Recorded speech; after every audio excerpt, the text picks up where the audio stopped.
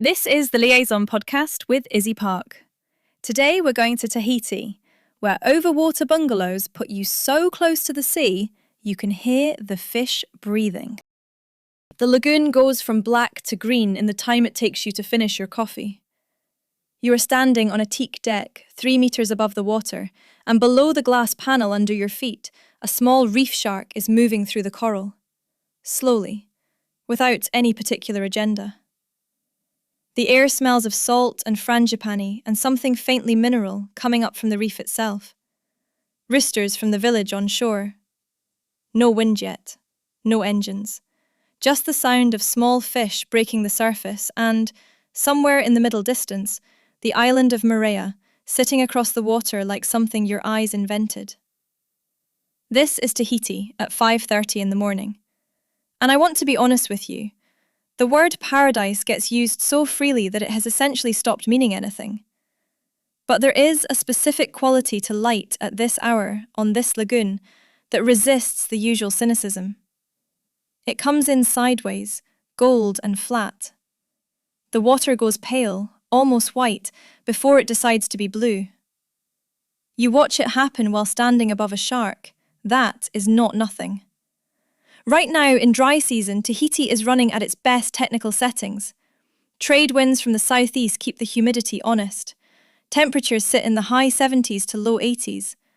The light is sharper than it gets in the wet months, longer in the golden hours, and by 6 in the evening it turns the mountains behind Papeete a green so dark it reads almost black. This is the version of the island that makes the photographs feel true rather than aspirational. The thing to understand about Tahiti is that it has been holding two identities in the same hand for a very long time. French administrative architecture beside Polynesian open-air markets. A baguette at breakfast next to poisson cru, which is raw yellowfin tuna cured in lime juice and drowned in fresh coconut milk, and which is the kind of dish that makes you wonder why anyone bothered inventing anything else. French expats in linen shirts at harbour cafes, cold Hinano lager in front of them, watching the container ships. Tahitian fishermen at the quay, whose skin carries geometric black ink that speaks to lineage and spiritual protection. Every day here is a negotiation between those two registers. The negotiation is the culture. The Marché de Papeete opens before sunrise. Go before the tour groups arrive, which means going before 9 and ideally going well before 9. The smell reaches you from the street. Tiare blossoms, which are small white gardenias and Tahiti's national flower. Sweet and slightly medicinal, like jasmine crossed with something greener. Raw vanilla pods. Turmeric. The faintly warm scent of ripe mango. Inside, fishmongers are unloading yellowfin tuna so fresh it still carries that iridescent shimmer, and vendors are slicing it into thick sashimi cubes with the casualness of people who have been doing this since before you woke up. Local women in pareo fabrics, deep red and coral, negotiate prices in a Tahitian French Creole that moves fast and sounds genuinely musical. Nobody is performing anything. This market, before 9, belongs entirely to the island. After 9, it belongs to everyone. The distinction matters. The tiare flower, by the way, worn over the right ear if you are taken, left ear if you are available. A small social code that is both genuine custom and, I am told, quietly amusing to locals who watch tourists get it wrong. Tahitians rarely correct you. They simply notice. I would absolutely be the person who confidently puts it over the wrong ear and then wonders why people are smiling at me with that particular quality of patience. By midday, the French inheritance asserts itself and the island stops. Shops close, streets go quiet. The heat, even in dry season, makes a persuasive argument for sitting still. This is not laziness. This is an entirely rational civilization. The afternoons open back up around the water. Snorkeling, lagoon crossings, the slow business of the harbour. and then evening reorganises everything around the roulotte trucks. The roulottes are converted trailers parked in formation near the waterfront after 6. Bare bulbs, plastic chairs on asphalt. The smell is char-grilled mahi-mahi, fried noodles, a vanilla coconut sauce that you will think about for weeks after. Families, couples, dock workers, and yes, tourists, all eating at the same altitude. Someone at the truck next to yours is playing ukulele, without performing, just playing, for themselves. The equatorial dark falls fast after 6:30, and the bare bulbs become everything you can see. This is the real dining institution of the island, and it costs almost nothing, and it is better than most meals you will eat anywhere. The roulotte scene is also where Tahiti's Chinese-Polynesian inheritance shows up most clearly. A legacy of Chinese labourers who arrived for the vanilla trade generations ago and never entirely left. Chow mein beside Tahitian fish, fried rice with poisson cru on the side. What does it mean to travel through a place whose deepest texts are written on people?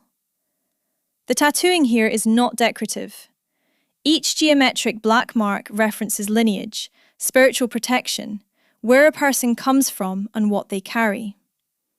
The practice was suppressed during colonial and missionary periods and is now being actively reclaimed. When you see a heavily tattooed fisherman at the Papeete quay, you are looking at something you cannot read.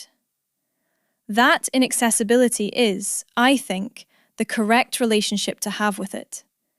Not everything is meant to be translated for you. What most visitors miss is the other side of the island's geography. The west coast suburb of Moorea runs along black sand coastline with Moorea directly across the water. Quieter, residential. The kind of place where a small beach bar appears between two houses and serves cold hinano to a dozen people who all know each other.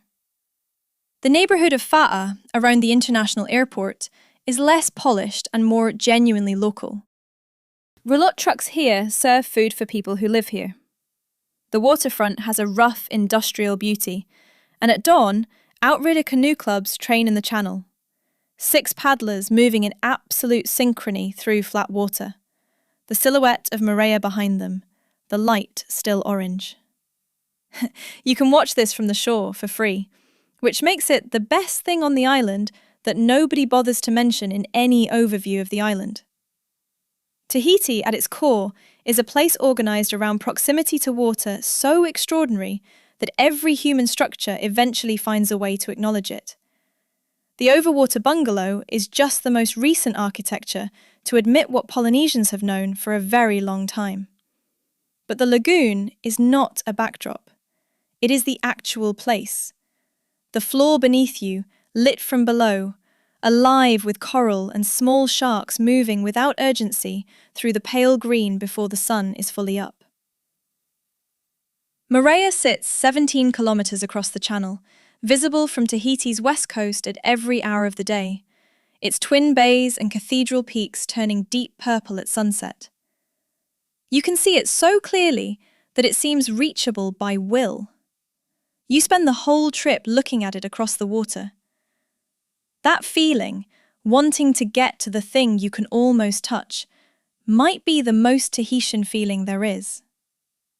Stand on the teak deck at first light. Watch the shark move through the coral below the glass.